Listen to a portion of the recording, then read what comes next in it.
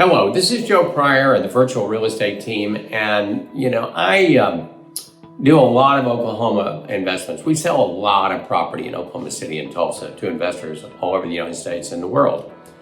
And it's a situation where if you're worried about the economy and you start seeing prices go down, you go, well, maybe the market's really going down because we're in a recession, and that's not always the case. Now, I'll take Oklahoma City for an example, which is the market I'm in, and Tulsa it's going to be very similar with Dave Mopper, who works with us. But in Oklahoma City, when the market was overheated, when all over the United States with these incredible low rates, it took 1 to 2 days to sell a property. Now, right now, as of the last we have is November stats, it takes 32 days to sell. Actually, 28 days, to sell a property in Oklahoma City of everything that's listed on the MLS. What that means is, with a 6-month time to sell properties as an absorption rate is a neutral market between buyer and seller, then actually, basically 1 month is a strong seller's market. So we haven't seen prices go down that much, or really at all, on existing properties unless they were overpriced. What is going down is new construction.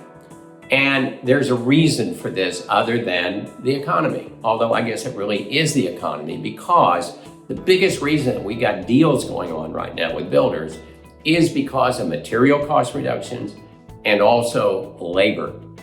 Labor is up in terms of numbers, and therefore we're able to negotiate, the builders are able to negotiate better deals. But let me give you just one example, which is lumber. Lumber has been the biggest thing that has made housing prices go up of all, although everything has gone up.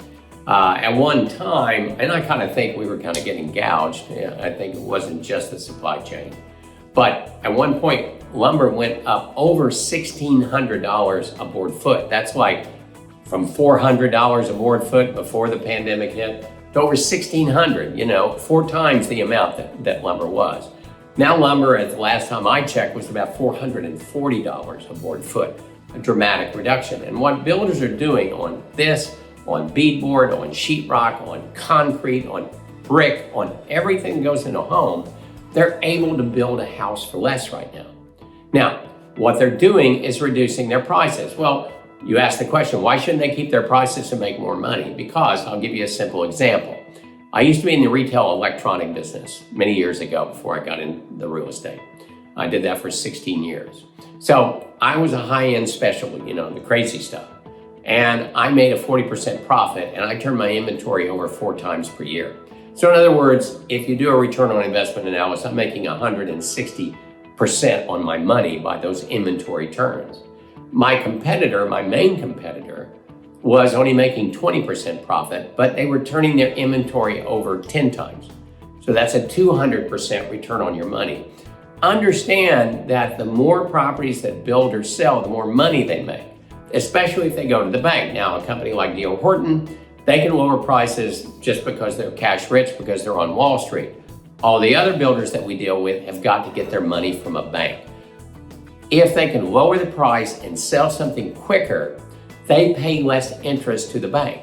So not only are they benefiting from the lower cost of materials and the lower cost of labor, but also the lower cost of borrowing money. Because if you can borrow money and turn it in 90 days versus 180 days, you're making more money because you just eliminated a whole lot of interest that you're paying. So for instance, D.R. Horton, $16,000 reductions, extra things that they're throwing in with a house, 2% closing cost allowance. These are some of the things that we have right now.